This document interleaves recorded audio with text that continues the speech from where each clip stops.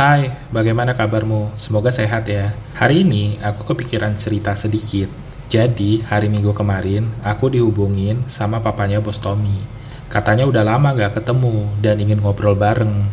Jadi, akhirnya kami pergi ke restoran langganan dia, makan soto gitu. Waktu makan di sana, dia cerita-cerita lah soal anak-anaknya, termasuk Bos Tommy makin sibuk, jarang ngunjungin ketemu dia.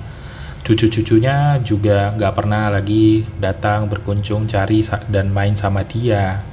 Dia jadi agak merasa kesepian gitu. Sampai akhirnya dia bilang iri lah sama aku. Soalnya walau belum menikah, tetap bisa bahagia sendirian. Mungkin kalau kamu ketemu dan langsung dengar ceritanya dari dia, akan mikir, oh kasihan sekali kakek ini ditelantarkan sama keluarganya, diabaikan.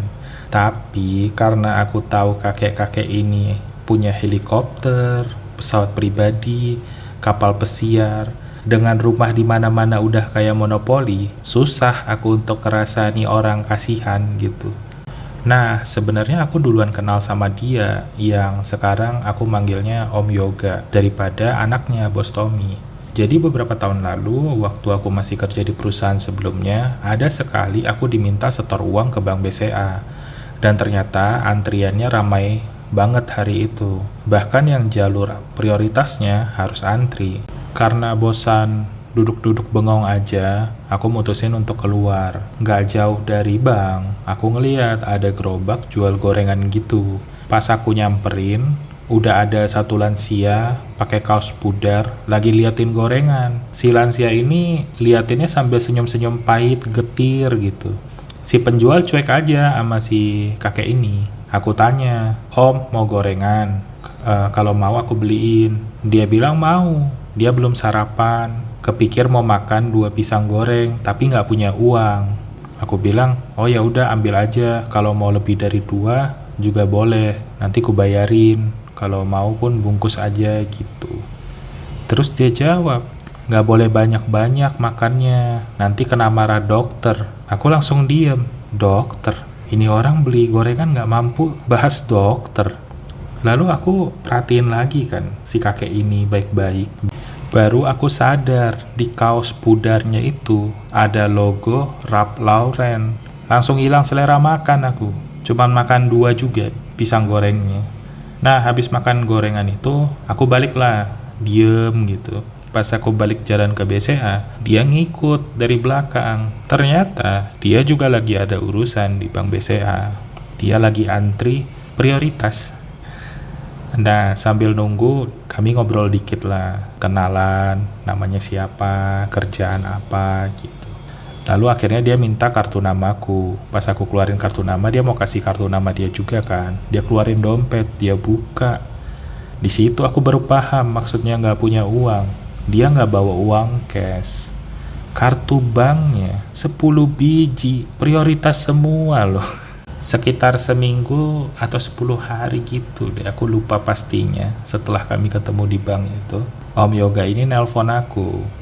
Bilang ada anaknya yang butuh barang dijual sama perusahaan aku. Ketemulah, siapa tahu bisa berbisnis bareng katanya. Nah, itulah yang bikin aku kenal sama Bos Tommy. Jadi Bos Tommy ini klien di perusahaanku yang lama. Kayaknya aku udah pernah cerita sedikit sih soal ini di Seberkas Santai yang lain. Dan waktu aku mutusin untuk keluar dari perusahaan yang sebelumnya, Bos Tommy langsung nawarin, ya udah kerja sama dia aja.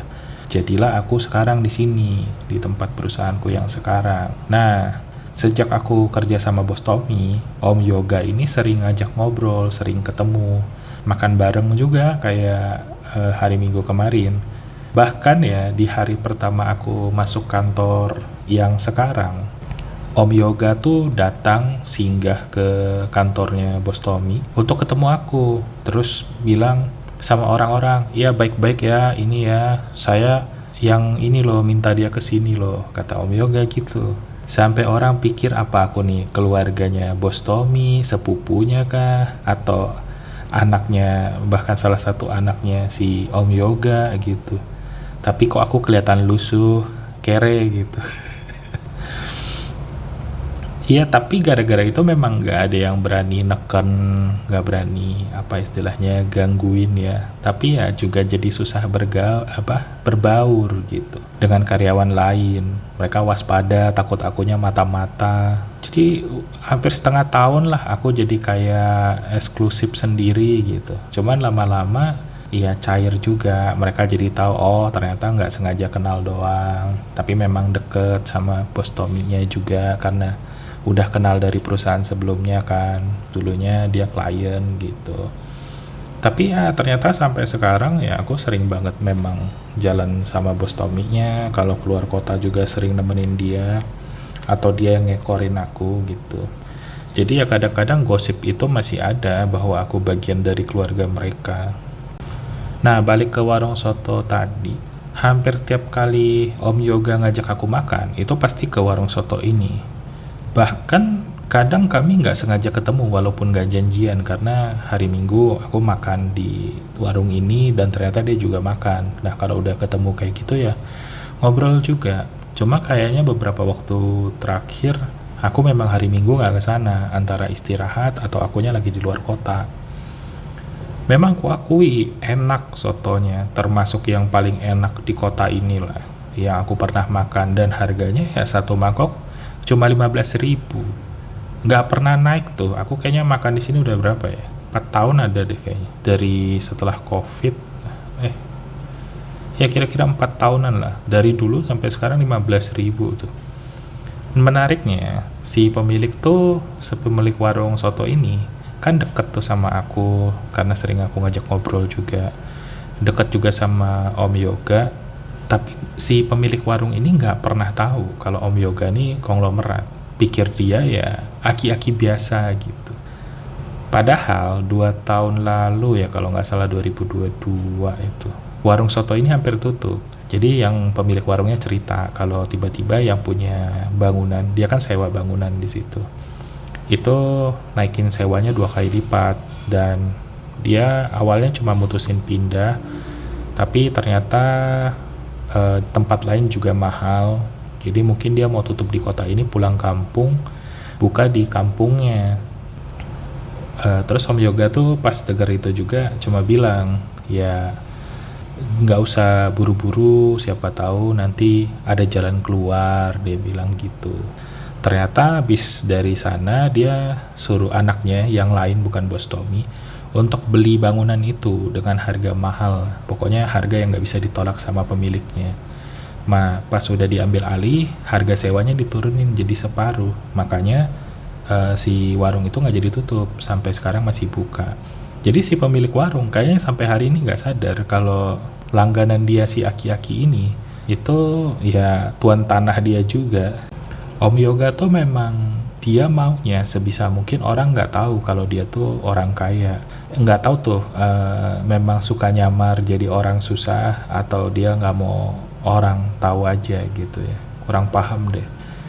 Tapi dia ini kan aku kenal sebelum ada zamannya Squid Game gitu ya. Kalau kenalnya setelah itu, setelah drama Squid Game itu mendunia, mungkin aku mikir dia aki-aki yang di Squid Game gitu. Soalnya memang mirip muka, penampilan gitu.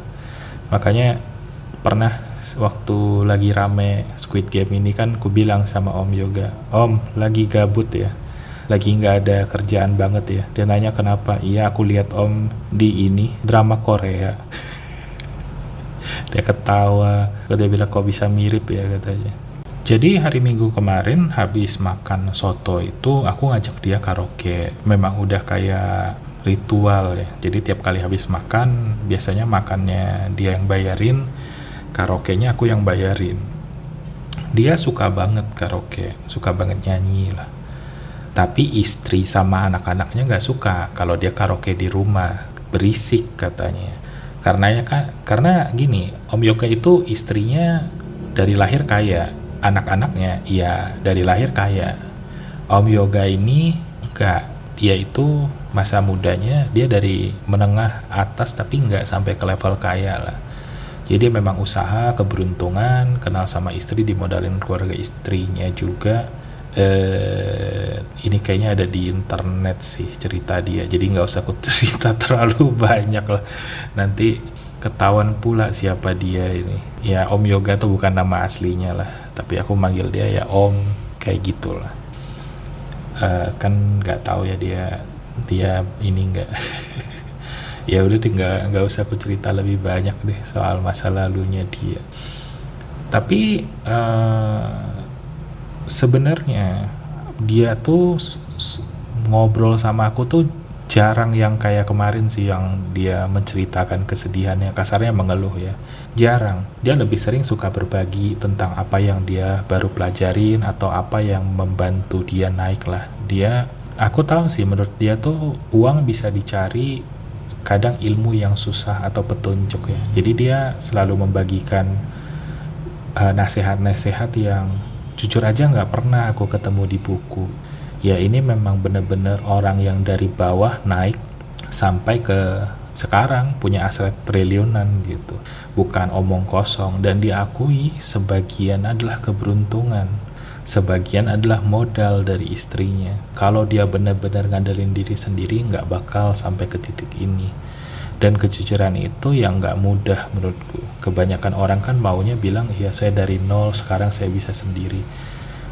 Om Yoga tuh nggak gitu.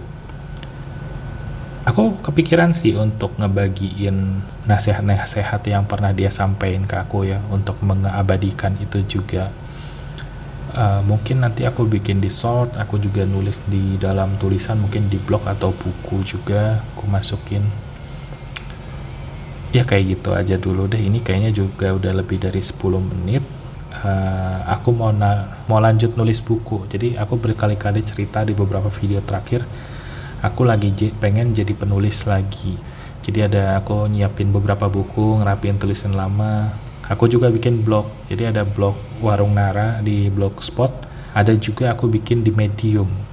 Itu beda, jadi blog dan Medium itu tulisannya beda, walaupun sama-sama blog ya. Kalau Blogspot itu dia lebih personal, kalau Medium itu dia lebih opini gitu. Jadi pengamatan terhadap suatu fenomena lah atau kejadian.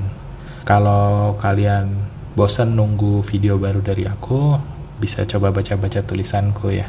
Linknya ada di di deskripsi channel ini. Jadi untuk sementara ini aja dulu ya. Sampai jumpa lagi. Jangan lupa bahagia.